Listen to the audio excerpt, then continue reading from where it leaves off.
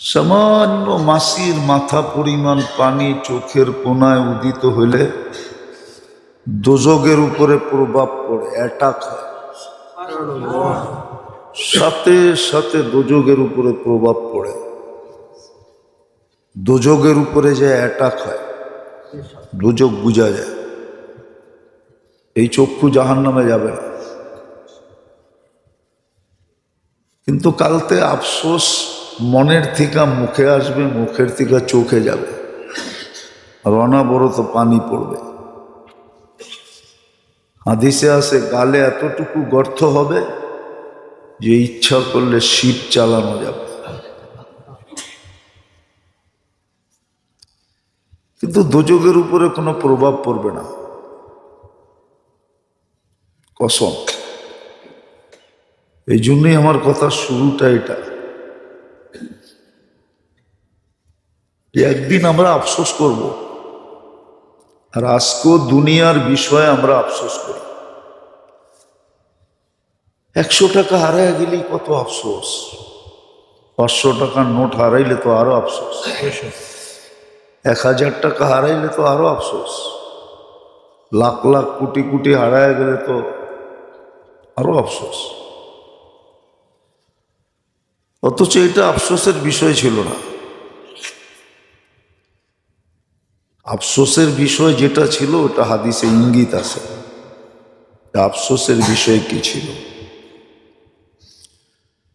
হায়াত কিভাবে কাটতেছে, সময়টা কিভাবে কাটতেছে, এটা আফসোসের বিষয় ছিল। মনোযোগ, আফসোসের বিষয় ছিল সময়টা কিভাবে কাটতেছে।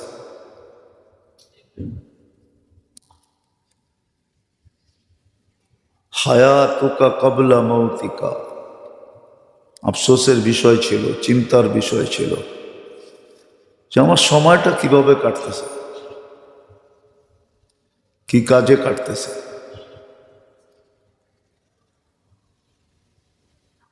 কি কাজে আমার সময়টা কাটতেছে, হায়াতটা কিভাবে কাটতেছে। সুস্থতার সময়টা কিভাবে কাটতেছে, শেখাতুকা কাবলা হারামিকা।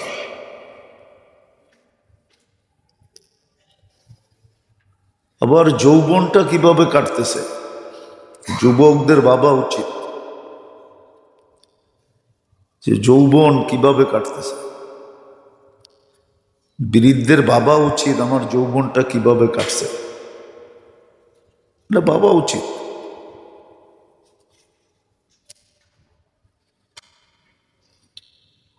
ব্যস্ততাহীন সময়টা কিভাবে কাটতেছে এটা ভাবা উচিত। ব্যস্ততাহীন যে সময়টা, এটা কিভাবে কাটতেছে এটা ভাবা উচিত ছিল, চিন্তার বিষয় ছিল, আফসোসের বিষয় ছিল। যদি উল্টা কাইটা থাকে তো আফসোস করলেই হতো। আজকে যদি একটু আফসোস করতো, হায় বলতো, হায়, হ্যাঁ হায় জলদি বলতো, হায় আফসোস যদি বলতো তাহলে বড় দাম হতো। আফসোসটা তার পর্যন্ত সীমাবদ্ধ থাকতো না, ব্যাত করতে করতে করতে আরশ পর্যন্ত পৌঁছা যেত।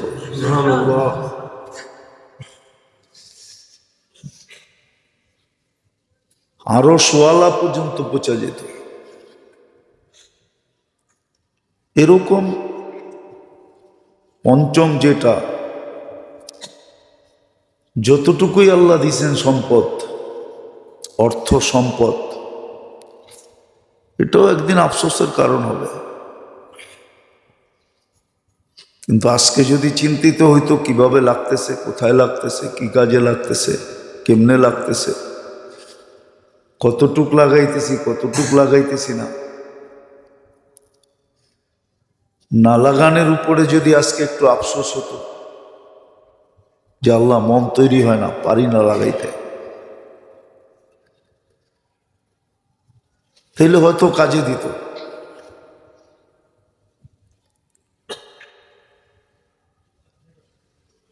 এই জন্যই কথা শুরুটা ছিল এটাই, আফসোস একদিন করব। আজকেও করতেছি দুনিয়া নিয়া, যেটা করা উচিত ছিল না। মোমেন মুসলমানের দুনিয়া নিয়ে আফসোস করা উচিত ছিল না। সে দুনিয়া নিয়ে আফসোস করে না, চিন্তাই করে না দুনিয়া নিয়ে। হ্যাঁ, চিন্তাই করে না, দুনিয়া নিয়ে আফসোস করে না। আসলেও খুশি হয় না, গেলেও চিন্তিত হয় না। কিন্তু হ্যাঁ, যেটা নিয়ে আফসোস করা দরকার ওটা নিয়ে তো আফসোস করে না।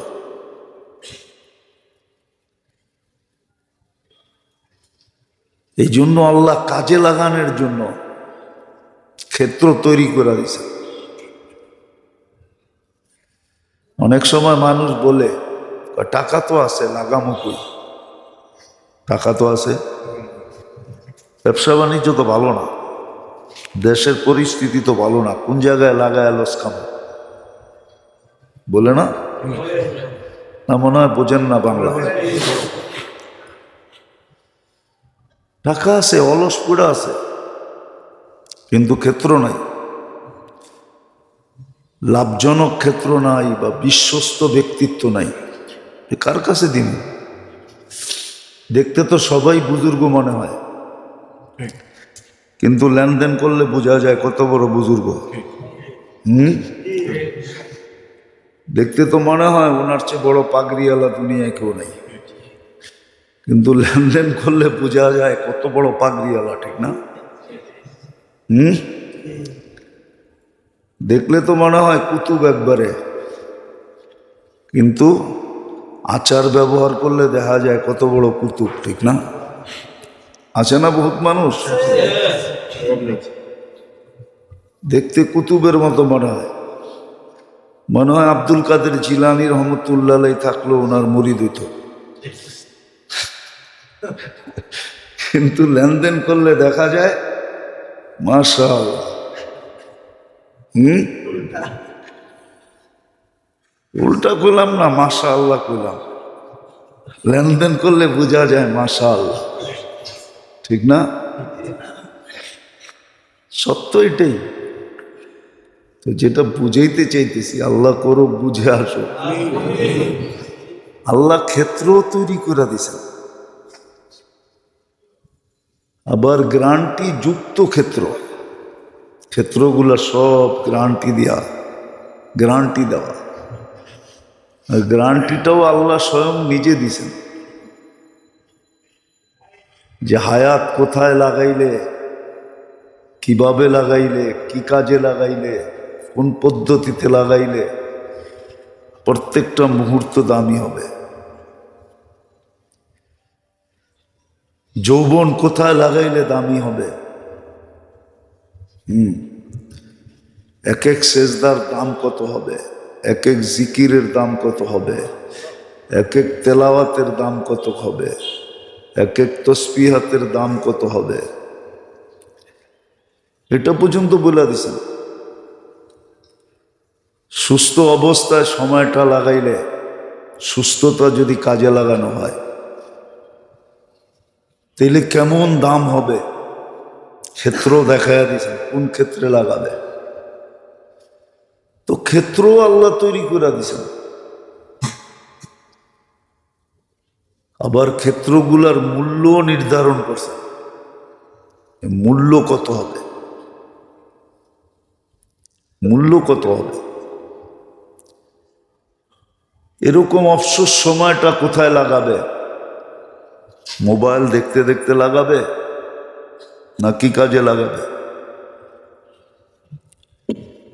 আমি তো বলি আর কি, জানি না বলাটা সত্য না মিথ্যা, না আমার ধারণা হয় শয়তানের আগে যদি মোবাইল আসতো তাহলে মনে হয় শয়তানের শয়তান হইতে হইতো না।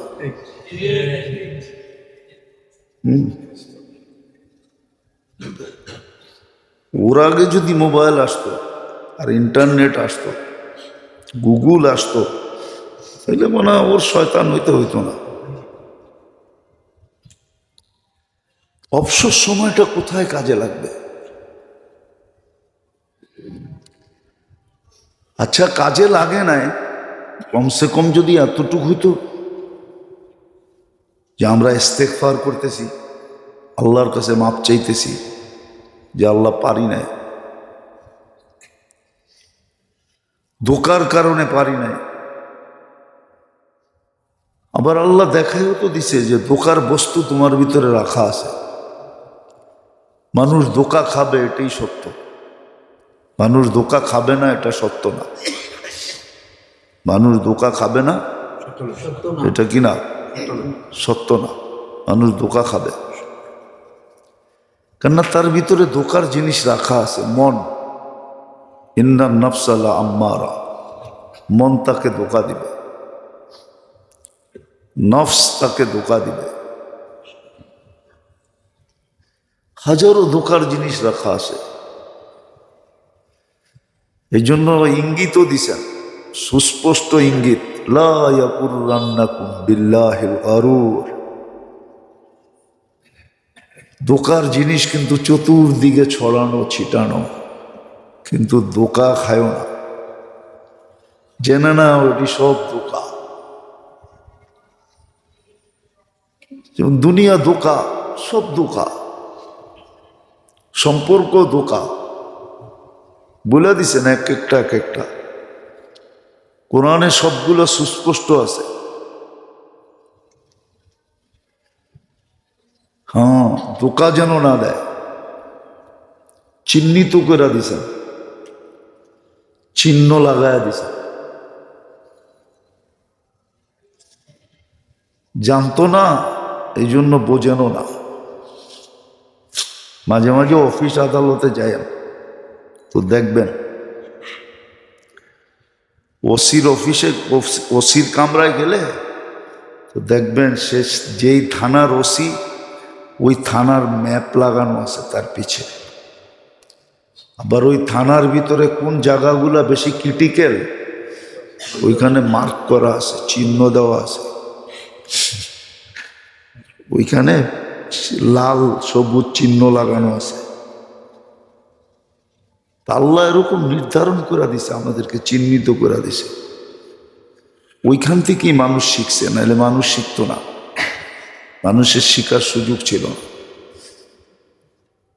আল্লাহ চিহ্নিত করে দিছে কোন কোনগুলা ধোকা, তোমাকে কিভাবে ধোকা দিবে এটাও বলে দিছে।